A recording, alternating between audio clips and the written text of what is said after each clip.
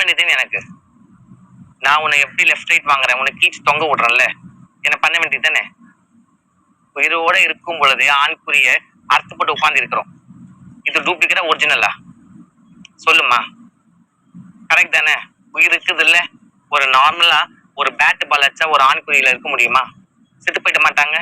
எங்களுக்கு அந்த உயிர் போய் அந்த உயிர் பிச்சை போட்டிருக்கால, அதுக்கு என்ன அர்த்தம்? அப்ப நாங்க உயிரோடு இருக்கிற தெய்வங்கள். உன்ன மாதிரி நைட்ல பொன்னாடி கூட பார்த்து நான் வரேன். நாங்க எவ்வளவு பேர் தவறு இதெல்லாம் சொல்லுங்க. எவ்வளவு பேர் அசிங்கம் இது விட்டாங்கன்றாங்க. ஒரு அநாகரிகமான பேச்சு. வாய் இருக்குது, எனக்கு கோபம் வரும், நான் காலி ஆயிடுவேன் அப்படின்னு பேசுறது பேச்சு கிடையாது. எல்லாம் உங்களை அம்மான்னு மதிக்கிறாங்கன்னா அதுக்கு தக்குன மாதிரி பேசிக்கணும். ஏன் அம்மா அதுக்குதான் விளக்கம் கொடுத்துட்டேன். அம்மாவை ரசிக்கலாம், மகன் ரசிக்கலாம். அம்மா தான் அழகி. உங்க அம்மா அவங்க அம்மாவை தாண்டா நீ பார்த்த அப்படின்னா, ஐயோ, ஒரு அநாகரிகமான வார்த்தை கிடையாது இது. இல்ல எதெல்லாம் உங்களுக்கு ஹர்ட் பண்ணுச்சு? ஏன்னா நிறைய பேர் நிறைய விமர்சனம், நீங்க சாப்பிடுறாங்க, இந்த மாதிரியான விஷயங்கள்லாம் பேசப்படுது. ஒரு பக்கம் சிரிப்பு வருது, ஒரு பக்கம் கோபம் வருது. நீ கடவுளை எப்படி பார்த்த? உன்னை அதவ 1000 சூரியனுக்கு சமமானவ. எல்லாருக்கும் வணக்கம்.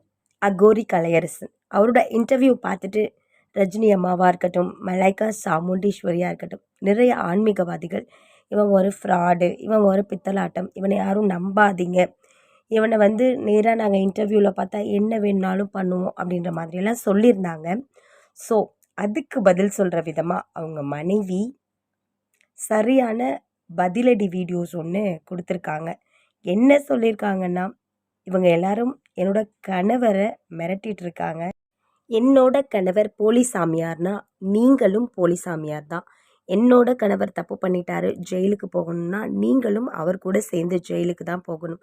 நீங்கள் சொன்னால் அது தெய்வ வாக்கு, என்னோட கணவர் சொன்னால் மட்டும் அது பொய் வாக்கா அப்படின்ற மாதிரி சரமாரியாக சில கேள்விகளை கேட்டிருந்தாங்க. அது மட்டும் இல்லாமல், என்னோடய கணவரோட வம்சமே அழிஞ்சு போய்டும்னு சொல்கிறீங்களே, உங்களுக்கெல்லாம் அறிவு இல்லை, என் குழந்தை பிறந்து 20 நாள் தான் ஆகுது, அந்த குழந்தைக்கு போய் சாபம் விட்டுட்ருக்கீங்க, நீங்களாம் எப்படி ஒரு தெய்வ வாக்கு கொடுக்குற மனிதர்களாக இருக்க முடியும்?